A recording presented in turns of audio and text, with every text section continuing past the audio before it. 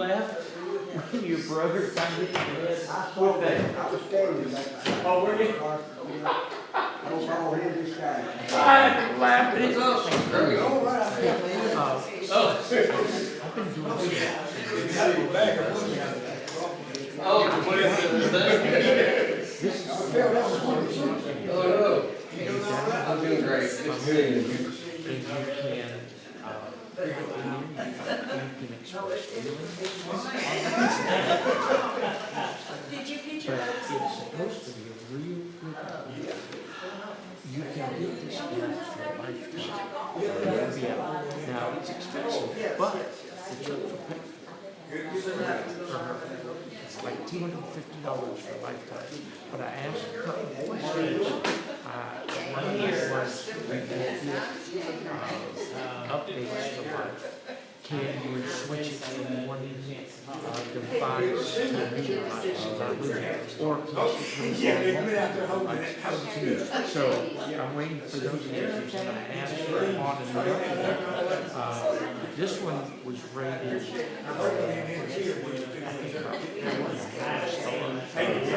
and the other one was right up there with it, and it was a little. And so I asked them the same question. But it's something that y'all can try and it's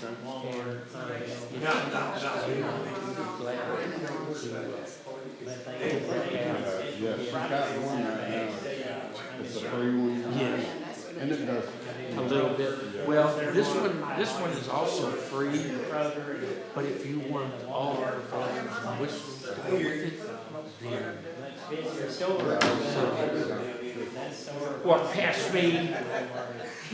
Do I get a hug? Oh, that's right, I'm sorry. I forgot. Yep, that's right. Love you too.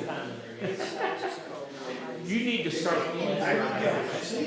Well, it wouldn't do any good because she breathes. Okay. But it does have the filter. Oh, it has a filter in it? Okay. Yeah, they said that actually works better than that. Really? The nose? No. It's still, you can still breathe in through the nose? Oh, works better than the nose? Okay. Well, that's good to know. Yeah. They said when you're COVID and all that. Uh-huh. Wow. So they had some chance. That's something. Yeah. Okay. Everything going all right at work? Did your boss send you this picture? There he is. I don't know. Oh. Whenever we do that. Now, do we need to, do you think you need to take the covers and go through the ribbon and take them off? Whenever we get it down, I'll just take the money and I'll just go. Okay, okay. Yeah, that'll work a lot better. I've got to start advertising on some of the local churches right websites and see if there's a small congregation that use that song. Hey, Linda. Well, welcome back. Hey, how you doing? How you doing? Good to see you.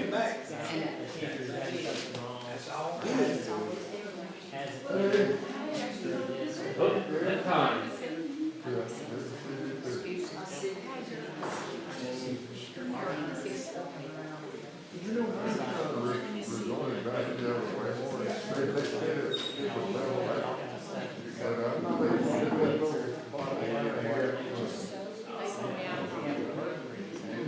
Good luck.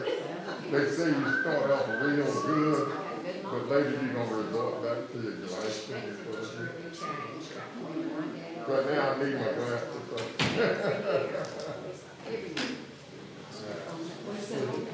Hey, how you doing?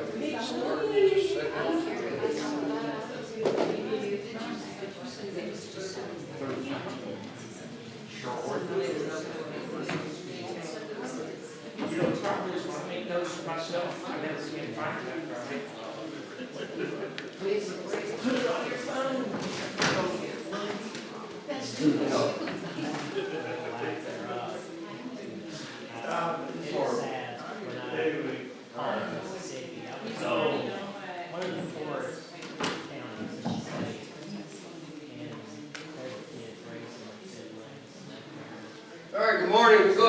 started, those who are here, we'll go ahead and start into our questions and then move on into our class. We're going to be in Matthew chapter 1, verse 18 through 25. We'll just read it, talk a second about it, then move into Luke 2, 1 through 20. Of course, dealing with the birth of Jesus is what we're dealing with here, so make sure everybody can hear me.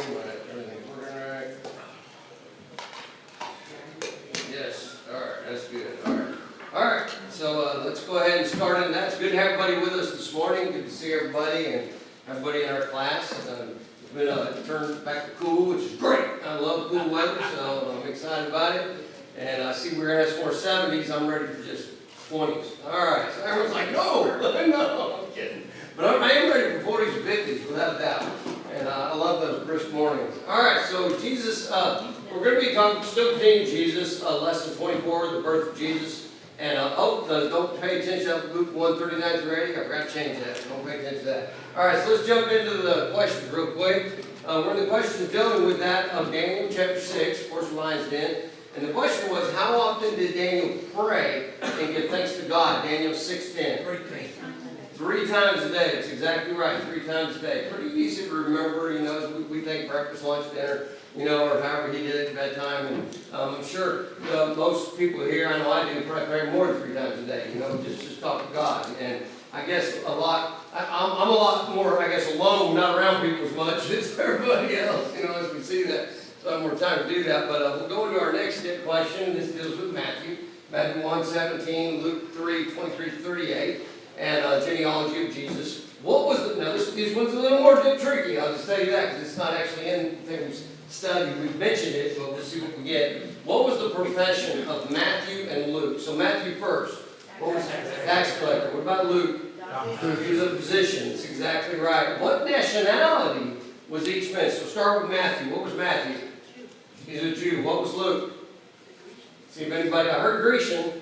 You want to agree with that? Okay, now, most believe, of course, he's Greek, and that's what it sounds like. Where some think maybe he was a Hellenistic Jew and, you know, dealing with the Greek style, but he was born in a Greek family, lived in a Greek family there, you know, and we see Antioch and just going through all that, and we know he even talks about it, and he's writing, you know, to the Greeks, so those Gentiles that are out there, so it makes perfect sense, but that's exactly right. So, be one of those two, I think more of the Greek. With that, and I think it's great to know that even Gentiles writing the Bible, you know, hearing those words from God and writing down for us. Which brings us to our next question. How many books are letters in the New Testament? 21. Ooh, 21. Everybody agree with that? No one's raising their hand. Greg, I guess they think you're wrong. So, Greg's not wrong. He's right. He's right. The easiest way to look at that is, you know, there's 27 books in the Bible. Of course, we have 4 gospel accounts. Then you have the book of Acts, which is history. And then what is Revelation? Is prophecy, exactly prophecy. And you take 6 from 27, leaves you with, Greg? 21. All right, there we go. Everyone got that right. All right, so there we go. All right, so let's look at our next question here. Luke 1:1-38, birth announcement of John the Baptist and Jesus Christ. Who was king of Judah when John the Baptist and Jesus were conceived? Luke 1:5. Herod's exactly right. It was Herod the Great or Herod the Crazy, however you want to look at him. And so the next one would be Elizabeth and Zachariah. Were A, young, were B, middle-aged, or C, old when their only child John was born. Luke 1:7. We all know they were old. They were past time of conceiving, wasn't she? I mean, nobody would expect that. Now we know, and this was said during the class, and others mentioned this. Of course, we know that her conception wasn't a miracle in the sense it wasn't done, you know, without normal ways. We know her and her husband had a child. It was a miracle that her womb was open. Is the best way to look at it. And that we see there, and it's exactly at that age. You just don't hear that. You don't even hear of it today. You know, people have gotten older over years, having children, but not to that age. All right, so let's look at our last ones here. Luke chapter 1:39-80. John the Baptist is born. On what day was Elizabeth and Zachariah to name their son? Luke 1:59.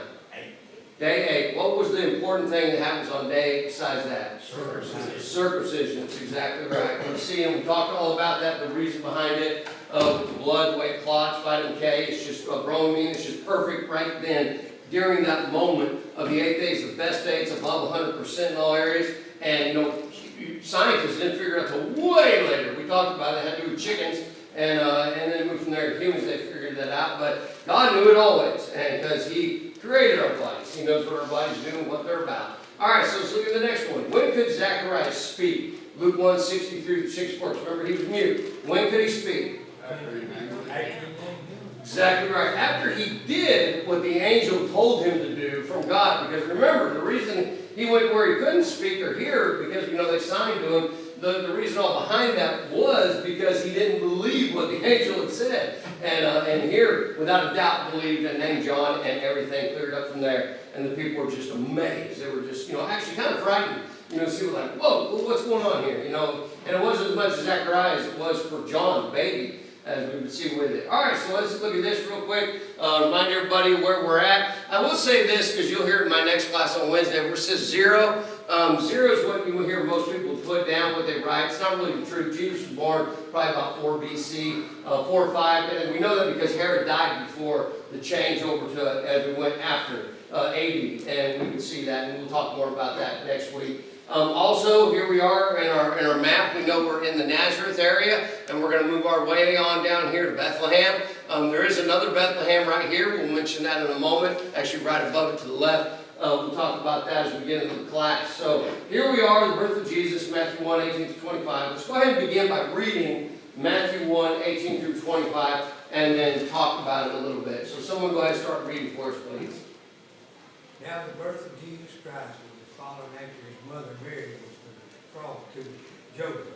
Before they came together, she was found a child with the Holy Spirit. Then Joseph, her husband, being a just man, and not wanting to make her a public example, was minded to put her away secretly.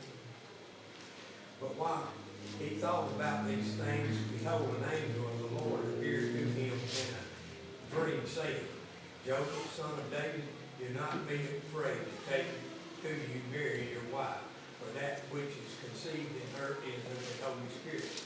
And she will bring forth a son, and you shall call his name Jesus, and he will save his people from their sins.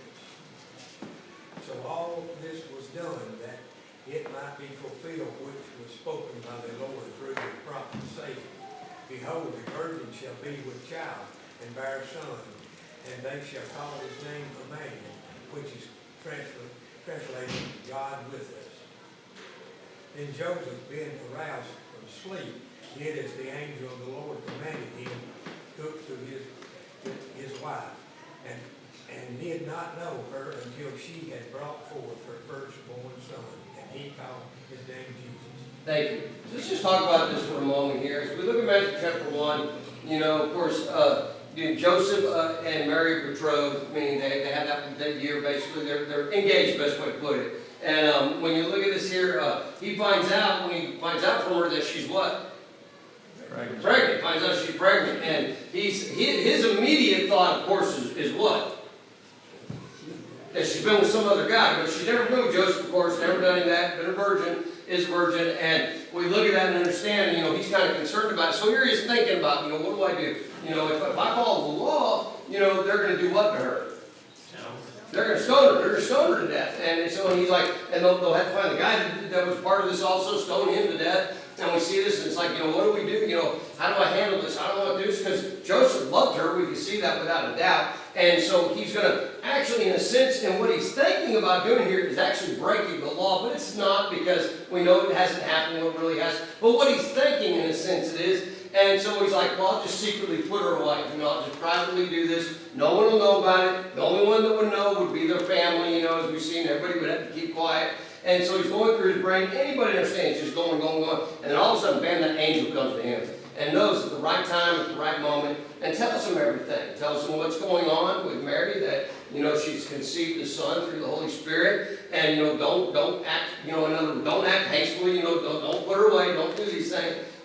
Follow God, look to God, and you need to understand, the son that she carries, you will, basically learn later, you will be the father to him on earth, and we will make sure without a doubt that he is a one that will come as the Son of God, that will save everybody of their sins, as we read there. Let me rephrase this. Giving everybody the opportunity to be saved of their sins, as we would see, and only those before that follow God the way that they should, that they too would be saved under that death and resurrection of Jesus Christ.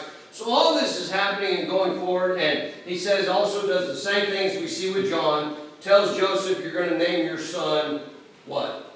Or who? Jesus. You know, and he makes it very clear what the name will be. And he knows, he understands what that name means and what comes of it. And so here he sees, you know, here he sees this son that will be God on earth, God with us, and the importance that comes with it. And so all that comes to this point, brings to Luke. So just 18 doesn't actually have a birth, but we do know it's showing us and saying in verse 25, you know, do not know her until she brought forth her firstborn son. So saying basically there would be no relations with them, you know, between the two of them, even while she's pregnant. Even though she's already pregnant, he says, you're not going to do this. She is born a virgin. She's going to be a virgin throughout this and all the way through birth. And then after that, of course, basically with what we read, we can conclude from this that after the baby's born, they can do what? They can conceive together, and we see that, and we do know that they did do that. We see Mary had other children, as we know Jesus says he has brothers and sisters, and so no one can say, oh, she's virgin throughout, throughout life, forever, and that's the way. And that's not the case at all. And anybody that even has just some common sense can read that and see that in the Bible. And we've said that before. Someone said, well, what if maybe they weren't her children. Really? I mean, you're going to go to that point? Just read the Bible and see what it says. So there's where we're at. We're at that point with that. And we'll move on to Luke 2. Luke 2 is where we get more into actually the birth. We see the birth, things happen here. It looks a little different what we're going to read, than what the religious world has taught over the years, than what we've seen, what we look at, what we find around the Christmas time and so on.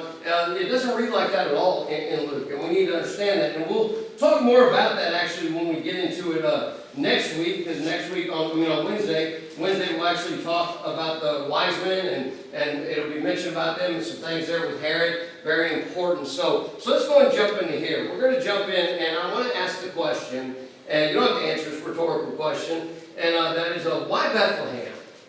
We wonder, why Bethlehem? Why would Bethlehem be the place that God would choose for Jesus to be born? There's quite a few things to it, but there's a few very important things that we'll look as we go through that. So before we do that, before we answer that question, let's go and jump into Luke chapter 2, verses 1 through 7, and have someone read that for us, please.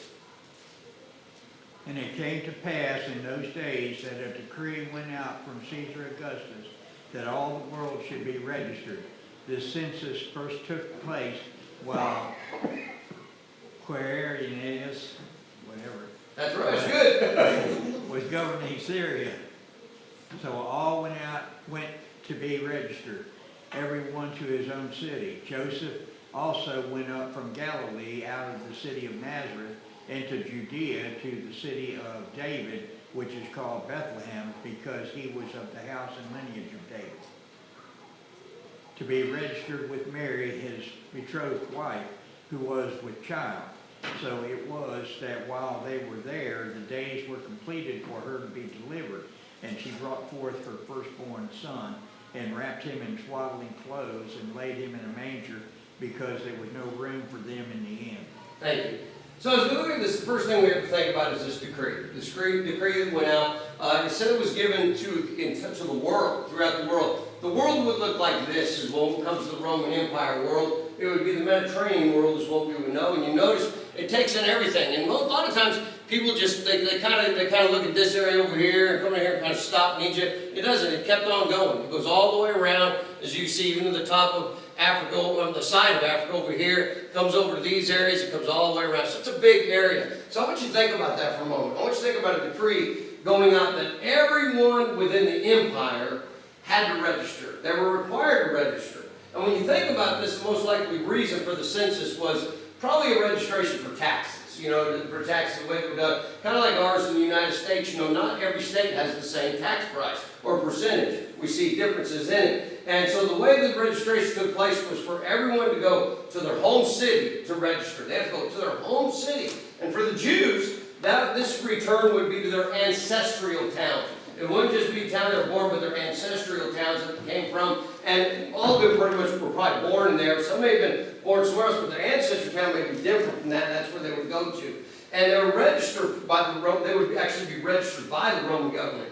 They would be, the Romans would be there in every town, or some of the Jews that they picked to choose to do it, would be registering everyone that is there. So Joseph, we go to Joseph. Joseph's from Bethlehem.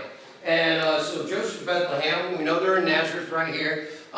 This trip, as we see, is an 80 to 90 mile trip. And I would say this, ladies, all the ladies here, anybody that's had a child knows at 9 months how difficult that is. You're at that point. And you imagine traveling on a mule. I mean on a donkey. You know, riding on a donkey for 80 to 90 miles. And we know it wasn't all one shot, of course. It was overtime for them to get there. But it wasn't an easy journey. It wouldn't be an easy journey for anybody, really, when it comes down to it. Because you look at this is a difficult passage. I mean, there's roads that would come down there, and they would skirt the edge of the Jordan River and then come back up again and come to here, and they're continually climbing all the way to Jericho. And once you get to Jericho, you climb again. You go up even more to get to where Jerusalem would be, and then you would keep going basically in the hill country, which would take you down there to Bethlehem, as we would see. And so here you have this area. You know, I thought about this and thought, imagine if you had to do the same. You know, I know a lot here probably born close, not too far, some maybe farther than others. I know myself, I would have to travel all the way to the west coast of San Leandro, California, is where I'd have to go to register if that was the case. I know Melissa, she would have to go all the way to South Texas and Beeville, and others, I'm sure other areas. And so when you think about this wasn't nothing that was just small. I mean, you think about what the world looked like during this moment of time. Everybody's moving. I mean, it seems like everybody's going somewhere to get to where they need to be. So Nazareth, what is Nazareth? Here's Nazareth. I'll give you a couple pictures of drawn over an old book. What said pretty much more likely what Nazareth looked like during the time. This was a normal look as they would build right up next to each other, sometimes actually on top of each other, coming down depending on where it was. We'll see that in Bethlehem. Also Nazareth, a little more to it. This gives you an idea of what we see here. And we know when we look at this, it talks about Nazareth, about Jesus growing up here. Be their synagogue area here, as you would find. You have a carpenter over here. Here's a blacksmith. I don't know how accurate it is, because we're told in history that a lot of times the carpenter was also the blacksmith, and that they did both. And so very important to see that as we think about that. And this is it today. I mean, it's grown a little bit, hasn't it? I mean, just like any city, any town, you know, towns start out small, and if they continue to grow and grow and grow and grow, and they get bigger, and this is what we have. You can't even recognize really where the first part was. It deals with part of this area up here, as you would find with Nazareth. Now, what about Bethlehem? Here's Bethlehem, what it would kind of look like. This is Bethlehem, and also a sanctuary area that was built there during the time. A little more, as you would see over time as it grows. You can see they're built kind of on top of each other, but they all have the same concept of the majority of them really of the rooms, especially an inn that we'll look at in a moment, the picture of that. But here it is today. So once again, you see it's just massive. It just changes over time, and we know that and understand that. So the story is told to Luke basically to explain how to get Joseph and Mary to Bethlehem for the birth, how to get them there. And I want us to think about this. We go back to, the prophecy was that Jesus would be born there in Bethlehem. We're going to find that in Micah. We'll read that in a moment. But some have actually said, oh, well, since they knew the prophecy was to be born in Bethlehem, they decided just to go there right before she was born. They didn't make that choice. They didn't make that decision. You think the Roman Empire, God was telling them, hey, they've got to be there at this time in Bethlehem before the baby's born to show that this is Jesus. He didn't do that with him. This is just something the Romans did. Of course, God knows what they're going to do. But it helps us understand that how this prophecy is going to play out, that it's real, that it's true. And it's like all prophecies are in the Bible. So as we look at this, let's go ahead and I'll show you this too before I get into that, Micah. This is Bethlehem. I want you to look at this here for just a moment. What do y'all see? Snow. Most people don't think it snows there. It does. It snows from time to time. Kind of like here in Georgia, I guess you'd say. Farther south, we don't get a lot of snow. But we do from time to time. And this is what, usually when they get it, this is what we see. And so I want you to think about this. You think this is during wintertime? Well, yeah, duh. Come on. Of course we don't understand. The reason I want to show you this, we talked about before, we'll look at this. Shepherds with their sheep during the wintertime, we look at all the history of the Jews, you go all throughout it. Did they have them out in the fields during the wintertime? No, they didn't. They put them up. They would actually put them up. And we see that they would, during those usually about 3 months or so, and they would be out of the field, sometimes longer depending on the winter. And so I just don't want everybody to think that, winters in Bethlehem are just cold. There's no snow, nothing like that ever, so on. There is. I don't think I'm saying there was snow, at the year that Jesus, was born, and that during the winter time. We don't know that. We can't look back in history and see that. But we do know that it is done this year. And so just to point out to that. So Micah, let's go ahead and read Micah and see what it says about the promised birth. So we'll go and read that, please. But you, Bethlehem Ephrathah, though you are little among the thousands of Judah, yet out of you shall come forth to me the one to be ruler in Israel, whose goings forth are from of old, from everlasting. Thank you. Appreciate that. So Micah here prophesies a couple things. Number one, first of all, that we see here and understand that it says, though you are little among the thousands of Judah. So it's talking about the town, this little tiny town. And we know for sure that it's in, where's it at? We just read it. Judah, right? It's in the Judah area, down south, we would see it. And you notice Bethlehem Ephrathah, as we find this here. That it actually is very, very specific. And we wonder why. Well, because, I'll give you just a second, David. Because there's 2 Bethlehems. 2 of them. One was right up the road from Joseph and Mary where they were in Nazareth. And it's very important to get that. David, go ahead. I was going to say, I can't remember, it's in Joshua somewhere. It names when the land is divided among them, that it was from the tribe of Zebulun. Right, yep. Yeah, Zebulun and Naphtali. You had Naphtali, you had the 2 right there, but that's right, exactly, from Zebulun. And I had that in my notes last Wednesday, I didn't get to it, but you're right, and I'm sure you want to keep going, is that it? Is that where you were? I was going to say it's in Joshua that talks about, about the other Bethlehem. Right. And so it's pretty clear. And we could go there, and then we think, well, we're going to go to the Old Testament. Look, we need to be doing it. But I'll tell you right now, what we read in the New Testament, also in Luke, makes it very clear that it is not the Bethlehem next to Nazareth. That's farther away. Here they are. Here's what you see. This is what we have. This is very important to understand. So you have Bethlehem of Zebulun, and that's where we get back to David. As we understand, we think about certain things. You have Bethlehem of Ephrathah, or Ephrath, as you would say. You have Bethlehem of Galilee, Bethlehem of Judah. That's how they started being referred to as you went farther into the year, closer to Jesus, I guess you'd say. As people modernize and so on, they just call it, which Bethlehem are you talking about? Oh, the one in Galilee. Oh, okay, I know where that's at. And they would, okay. Or what Bethlehem are you talking about? Oh, the one in Judah. Oh, okay, I know where that's at. And this is really important to understand. The reason we get back to Luke chapter 2, verse 4, remember we read a moment ago. First of all, go back to here. It says Bethlehem or Ephrathah. We know that would be in Judah because also it tells us here, makes it very clear. And then we go to Luke chapter 2, verse 4, just to show us that no one made a mistake. It wasn't wrong. Joseph says also went up from where? So he's in Galilee. So he is in this right here where Nazareth is, the Galilean area that we would understand. And he went up from there because you do come down, but then you start going up to get to Jerusalem. Everybody has to go up to get to it. And then you kind of go into the hill country. You still stay forward, going over to Bethlehem. But look what it says. Joseph also went up from Galilee, out of the city of Nazareth, into where? I know it says you think Judea, Judah, exactly right. To the city of David. There's the other important thing. Notice how, and everybody, this is one thing you think about with Luke. God inspired Luke to write these words, and he wanted it very, very, very specific. And that's usually what you'd expect out of a physician anyways. But it wasn't that Luke decided, oh, I'm going to go ahead and write it like this. God told him what to write. And so he wrote these words. So he made it very clear, out of the city of Nazareth and the city of David. Was David born up here? No. David was born where?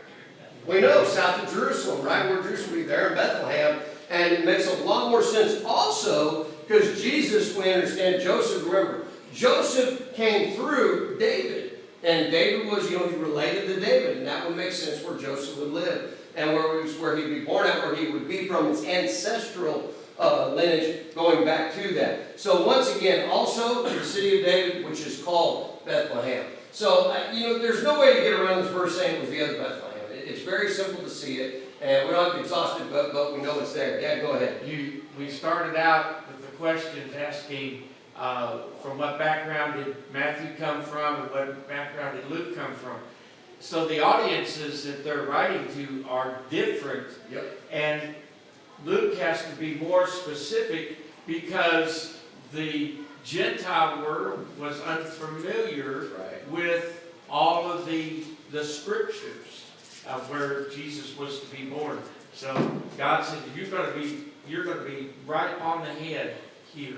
Yep, that's exactly right. As said, Matthew wrote to the Jews. He could be very simple about it, just didn't have to be as detailed, and Luke did. And this is important for us to understand, because you and I, if we don't know the history of the Jewish people, when Matthew says that we wouldn't be thinking, what Bethlehem, what is that? Which one, if we knew that at least? And here we go to Luke and describes exactly which one.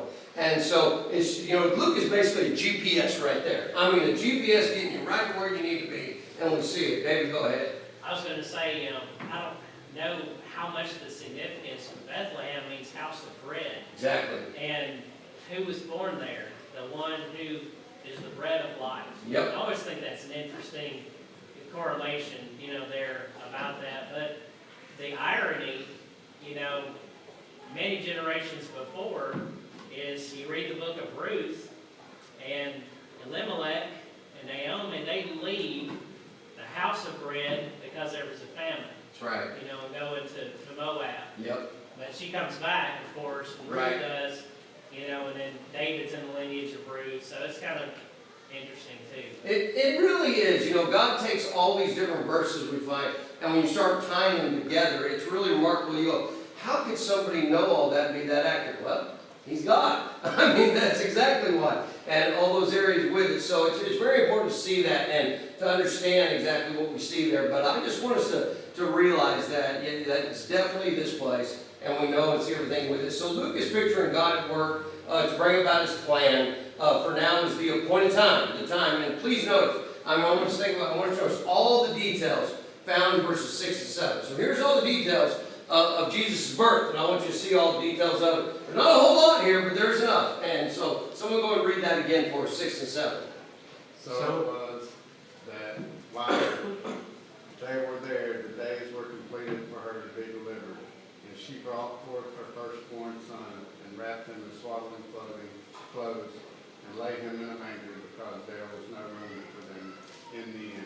Thank you. So let me ask this. From what we read in Luke, what we've read in Matthew already, what day was Jesus born? Anybody tell me? I'm not asking for Monday, Tuesday, Wednesday, Thursday. Give me a date. How about, no one give me a date? We don't have it. And we've already talked about it Wednesday night. We'll talk more about it next Wednesday. We talked about it being either September or March. It had to be without a doubt.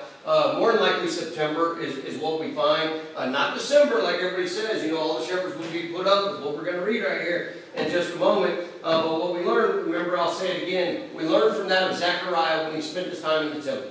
And from the weeks that he was there, the 2 times a year, and knowing the 8 weeks you take in for account also, and knowing when John was told, when John would, she would conceive John, have John, Elizabeth would, and we know from the time when married that it's 6 months. It's going to be 6 months later after that Jesus being born, which brings you out to the time of September. If Jesus was born in December, Mary would have been 3 months late.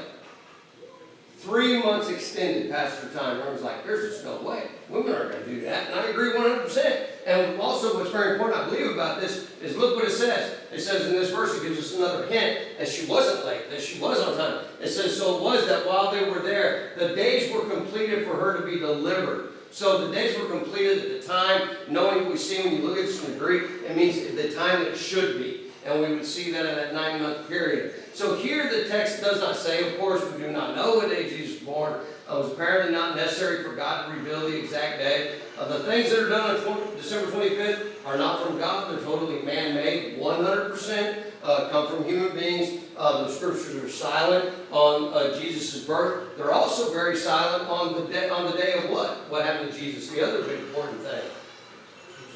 His death, we understand. We know, of course, as just said there, we know he died on a Friday, resurrected on a Sunday. Without a doubt, we see that. We don't know the actual date. And so we see that people, of course, lineage it over to Passover, which people will say, understanding Easter says in some versions, as we see the King James Version says that, which is translated actually Passover. And they bring that to that. So we know the idea of the time, when, we just don't know the day. God didn't see a reason to give it to us. Jesus didn't see a reason to tell us about it all this time on earth. He was on earth for 33 years and, and didn't give that to us. Showing once again, it wasn't that important. Most people, every year they celebrate their what? Their birthday. Here they are, here's the apostles with Jesus' disciples for at least 3 years. For at least 3 years. You think we've been like, hey, Jesus, it's your birthday tomorrow. Let's celebrate your birthday. We don't see that. We never see that. It wasn't important to God. It wasn't important to Jesus to give it to us. So, too often what happens, imaginations will run wild and concerning the information given to us by Luke. Luke does not mention a few things. Number one, people think, oh, well, why wouldn't the innkeeper let him stay inside? What a mean guy. No, it doesn't talk about the innkeeper being mean, mad, and what we read right here, a horrible person. Nor does Luke say that it's something despicable for Jesus to be placed in basically a feeding trough, in the manger, as we would see. All this coming about, we come back to December, brethren, this was all used to defeat paganism. That's what it was about. It was the Catholic Church moving forward, the Roman Catholic Church, trying to defeat paganism in every way they could, which was kind of crazy because they worshiped paganism for so long. I mean, it's just wild when you look at that, but that's what happened. So, as we look at this point here, we see the intended point of something here, Jesus being born in a manger. That we read up there, and it says, in a manger, because there was no room for him in the inn. There's very important intended points that we cannot miss here. Number one, we look at the humble beginnings of Jesus. I mean, that's what we got to see here. The Savior, the Messiah, the King. Jesus arrives on earth in complete obscurity. I mean, it really does when you think about it. No one in Rome, nobody in Rome knew about the birth of Jesus. No one in Caesar's palace is keeping tabs on the arrival of this king. No one in Jerusalem is paying attention. In fact, no one in Bethlehem is paying attention to it at all. Because if it was everybody was waiting for that moment to happen that night, what do you think the innkeeper would have done? Hey, the king's going to be born right here, right now. What do you think the innkeeper would have been done? What he would have done? One of two things. He would have threw some hoodie out, or he would have gave them his and his wife's quarters. Without a doubt, we see that would have happened. It doesn't happen. Joseph, Mary, and Jesus are staying in the shelter with the animals, with the where the animals sleep. The birth of Jesus draws the attention of no one in the town of Bethlehem. The only one that knows that this is happening, more likely, without a doubt, Elizabeth, Zechariah know what's going on. But more likely, Mary's let her family know too. She's had to, because why are you pregnant? And so this has gone out. And that's pretty much where it stayed, probably. I had a question with Doug's first comment. Go ahead, Doug. There's two things also that Luke lets us know, and that's one thing, that Mary and Joseph were still espoused when they got to Bethlehem, so there's no question about who Jesus' father was. There wouldn't be any question because they were not married, they would not have been together. And also, nobody even knew that the King of the Jews was born until the wise men came looking for him and said something to Herod about it. The only ones that actually knew anybody was being born were the shepherds that the angels, spoke to, that they saw. That's exactly right. And they're told actually after the account, right after it happens. Yeah. I mean, it's right exactly. But as Doug said, there is nobody else. And everyone's like, what about the wise men? They were there. No, they weren't.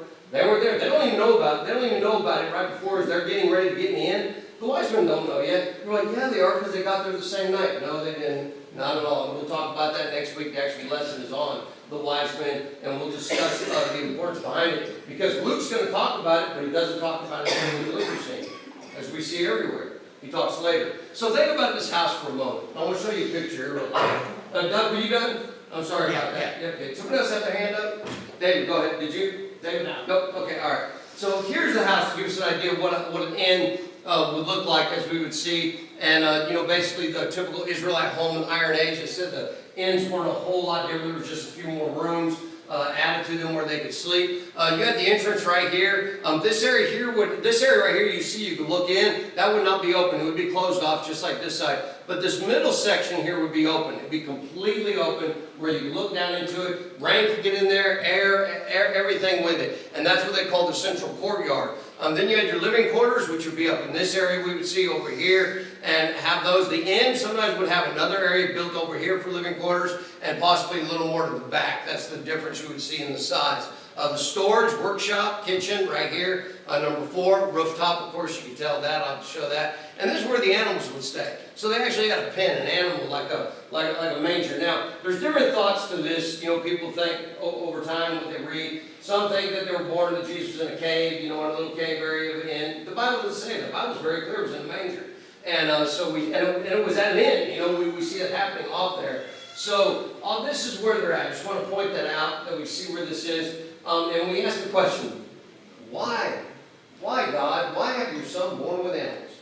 You know, I mean, you ever thought about, you know, why have him being born there where the animals are? How many people do you think when they're traveling during this time would say, okay, I'm going to go sleep with the animals? Most people don't want to do that. And we do know it's happened over history. You know, we see someone say, well, I got a room in the barn. You know, the animals in there, but usually it's a little bit of a separate area, maybe your home corral, I don't know what you want to call it there, but we see that. But here the important part is, you know, why would God do that? Why wasn't Jesus born in Rome? Rome, they're the ones in power. Why was Jesus born in Rome? Why was Jesus born, say, in Jerusalem, the main point of all the Jews? Why wasn't Jesus born in Augustine's family? So he could rule the entire, you know, kingdom and everything, you know, instead of Tiberius once Augustus dies. Or God could, you know, just as easily had Jesus miraculously born to be with a wealthy Roman family or a wealthy Jewish family that was powerful and all they could. I mean, come on. This is the King of Israel. Just let that sit in your minds for a second. Just let that sit there and just kind of move around and think about those things. And we go, what's it all about? Well, we come back to that word humility, the humbleness, and something very important, as we will find with Jesus in just a moment. But before we get there, let's talk about this birth announcement. Here's the birth announcement of Jesus we see to the shepherds. Now, once again, remember, the shepherds are out in the field. How do we know that? Because it says they are. And I've had someone actually argue with me saying, well, maybe they were just out there for a couple hours, you know, taking the sheep out there, let them run around and walk and go. No, the Bible says they were living in the field. It doesn't say they're visiting the field. We'll read in just a moment. I want you to catch that they lived in the field. And that was normal for we see these shepherds to do. So let's go ahead and read what it says here. And read beginning Luke 2, verses 8 through 14. If someone go ahead and read that for us, please. I'm out of time. I can't believe that. Someone go ahead and read, please. Actually, don't read. I'm going to read. Buckle up. Hold on. All right, here we go. Now, there were in the same country shepherds living. There it is, living out in the fields, keeping watch over the flock by night. And behold, an angel of the Lord stood before them, and the glory of the Lord shone around them, and they were greatly afraid. Then the angel said to them, do not be afraid, for behold, I bring you good tidings of great joy, which will be to all people. And for there is born to you this day in the city of David a Savior, who is Christ the Lord, and things will be seen. Signed to you, you will find a Bible wrapped in, a baby, not a Bible, find a babe wrapped in swaddling clothes, lying in a manger. And suddenly there was with the angel a multitude of heavenly hosts, praising God and saying, glory to God in the highest, and on the earth peace, goodwill toward men. Now think about this for a moment. Here we have all this, what's happening, just makes very clear the angels proclaim who he is, and then all this burst of all these other heavenly people singing away, just remarkable, all that happening, and they're like, wow, here we go, let's go ahead, and they're going to do this, they're going to go back to it, and notice what he says. He says, this person being born is going to be a king, he's the Son of God, and he is only for the Jews. Is that what he says? Notice what it says. I bring you good tidings, great joy, will be to how many people?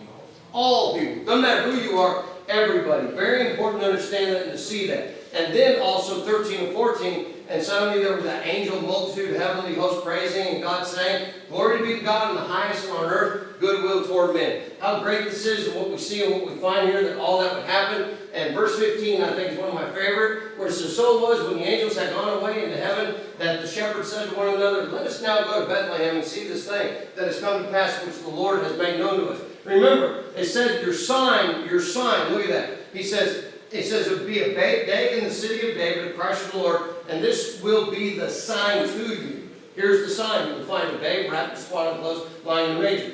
If this is like every picture we see at Christmas time, all the movies, everything about it, why didn't he just say, go follow the star? Go where the star is at, it's right above Jesus. That's where you go. Because guess what wasn't there yet? The star that the wise men followed. because they hadn't even left yet. They're getting ready to leave from the east, all that way, almost 2-year travel to get over to where Jesus is. So all that coming about, I just want you to soak this in. And as we think about this, as we clear through this, I'll read these last ones and we'll be done. It says, and they came to haste and found Mary and Joseph and the babe lying in the manger. Now when they had seen him, and made widely known the saying which was told them concerning the child. So after they saw him, what did the shepherds go on to do? They said, okay, be quiet about it. What did they do? They told everybody they came in contact with that they saw. And I guarantee you the shepherds, I knew quite a few people. I mean, that's just the way it was. And it says here, and all those who heard it marveled at those things which were told to them by the shepherds. But Mary kept all these things, pondered them in her heart. So here she is going through all this, thinking about it. She already knows this is the Son of God. She's been told that. Joseph's been told that. The only reason her family knows this is because they told them. But nobody has come up to them outside of who they've told. Now somebody else comes up, these shepherds, and they tell them, we were told by God, by an angel.